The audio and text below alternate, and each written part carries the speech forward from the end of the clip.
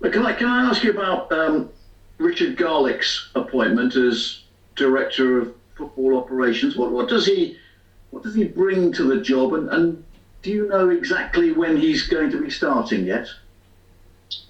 Well, we lost Haas at the start of the season. He had a really important role because he's a very important link between myself, the technical director, the board, BNI. We need a person with a lot of experience who knows the job really well, has all the connections in English and international football, and as well someone that can bring some ideas and some qualities that we believe that are required to do the business the way we want. So I'm really excited. I met him. He's certainly the candidate that we wanted, and now I don't know. We have to respect the process. He's at the Premier League at the moment, and we will see when we can get him. Does it in a way take a bit of pressure off you? Is that going to be a help to you? Do you welcome his? It's not about the pressure. It's contributing. It's to bring people in our team that are better than us at doing certain things, and that's going to make us better. We had to replace Haas. Haas had a really important role, not only with the first team, but with the academy and with a lot of administration work that has been doing with other entities around Europe. And we needed to replace him. There was no question about that. We've been looking for months, and we all decided that the best person to do that was Richard. Look, as far as the match of the weekend is concerned, I mean, it sounds like Kieran Tierney isn't going to make it. How do things stand with Mari? He didn't feature against Palace. Is that a chance? No, he had a calf injury as well, probably in training yesterday. I think he will miss a few matches. So, yeah, he's another one that we will lose. But we got Gabi back after the COVID, which is good news. We've got Thomas back as well. So let's focus on the positives. Sure. And Thomas Partey came on as a substitute against Crystal Palace. Is he ready to start for you? Well, he's made the right step. Obviously, he hasn't played much football in the last 4 months. He had an injury exactly in the same place that he had before when he got injured against the Spurs. So now we have the reassurance that he can compete. He did it for 25, 30 minutes. He did it well. He didn't feel anything. So now we're going to be looking for the next step. You said you were disappointed, I think, with the performance against Palace, but it is now, I think, 4 clean sheets in a row. Is that something that is very positive to take into this match? Well, it is very positive because that's the foundation to win any game, and that gives you a great opportunity to go and win every single game. Today, what we lacked was that quality in the final third that are needed against teams like Palace. Roy is a manager that gets the team really organized. They've been so successful against big teams over the years because as well they are a real threat in transition and the set pieces. And today we like that. It's very clear. Look, not so long ago, you were in a difficult position where results weren't going for you. Things are not going well for Steve Bruce just at the moment. I mean, do you feel for him in his position?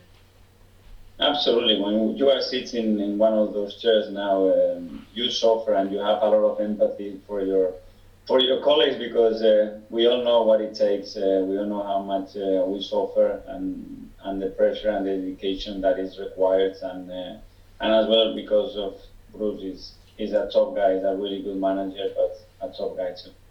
Look, he says he's not going to walk away from a challenge. What is it that gets you through a difficult period? You've done it and done it just recently. Well, first you need support from the club, that's for sure. Then you need to feel as well that your fans and supporters can see what you are trying to build. And then the most important part for me is the feeling that you get with the players. When you feel that the players are on board and they're really trying for you and they are behind you, that gives you a big energy to try keep you. The moment probably when you feel that the players are lost and they are not behind you, that's difficult. And do you have to stick to your beliefs? Yes. In my opinion, more than ever. And things can get a little bit cloudy and difficult to see, but you have to be able to see, analyze the things that happen, but as well adapt. I think you cannot be so thick as well, so that you have to adapt and change some things to try to move and shake things around a little bit and trying to find a way. But the margins of this game are low, very low scoring game. Win or not win, there are margins for that. As a sort of former Silky playmaker, and you've obviously always enjoyed good football, how difficult on a touchline is it when you have a goalless draw, and how frustrating do you find it?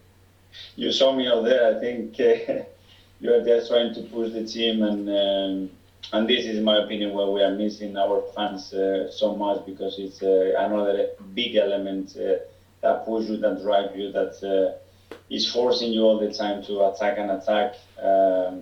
But you need the right structure organization to attack this type of blocks, and you need the quality, the freshness, the timing, and the cohesion to finish the actions better than was done tonight. But overall, I think it was a fair result. And with you've obviously got the younger kids. Are these games, obviously Newcastle, we think there'll be a similar defensive rearguard action. Is this where you need your older, more experienced players perhaps to come up with the guile? For me, I don't make a lot of difference between all of them. Here, there are sport players. They all contribute in the same way, or they should contribute in the same way. Because they are young, they don't have less responsibility. If they are picked to play in the starting 11, because they deserve it more than somebody else on the bench. So I don't make the difference. Everybody has to have the approach to the game that I'm here and I'm going to win it for the team.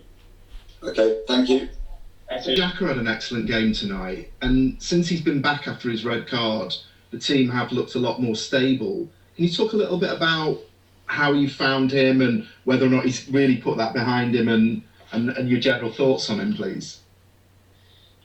Yeah, after the red card, again, with the history that he had, he was in a difficult place, and we had to try to bring him back where we believe that he can be and he should be, which is being one of the leaders of the team, and as you mentioned, giving us this stability and the presence that he can provide to the team and to the club. And I think since he's back, it's been phenomenal. He's playing really, really well today. He had some important moments as well in the game, and still young. He's a player that he can still evolve, and it's great for us to have him back. Just ask you about Oba, really. You could see tonight just how hard he was working, just how much he wants to get back to his form.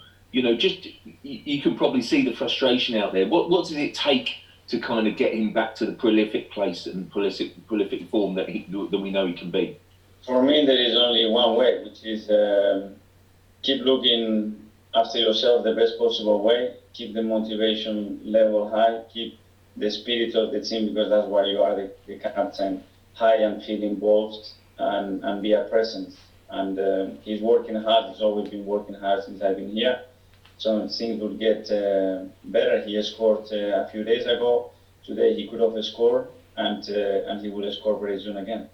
What was he like as a character around the training ground? I mean, obviously every striker wants to be scoring goals, but is he able to still be that leader? And he is, and he's a really nice guy. He's always with a positive attitude, a smile. He's got good banter around him, and Oba has this charisma and a special personality, and he can handle with the situation.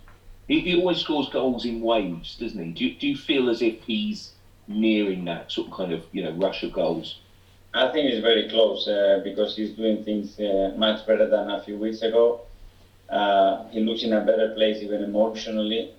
Obviously, it's always tough and more for him when he's not scoring goals and he's getting criticized and the team wasn't winning. Now a lot of things are in a better place, and I think that things will get better. Thanks, Mikel.